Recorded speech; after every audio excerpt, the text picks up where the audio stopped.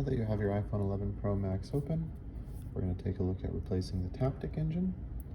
To begin with, I'm going to go ahead and disconnect the cable for it.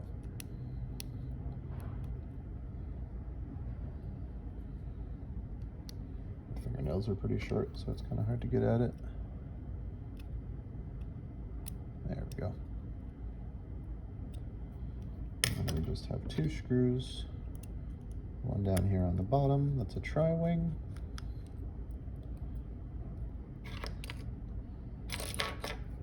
And one on the top, that is a standoff screw.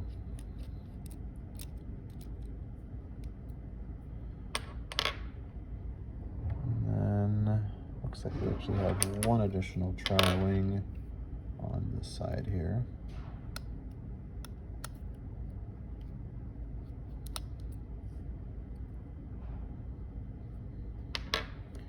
Should fall out for us. There we go. And then the reverse is the same for assembly.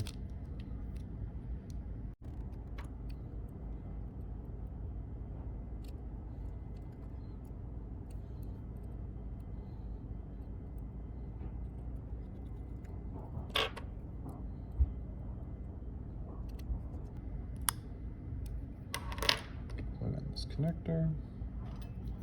Make sure it's down. And that is the Taptic Engine for the iPhone 11 Pro Max complete.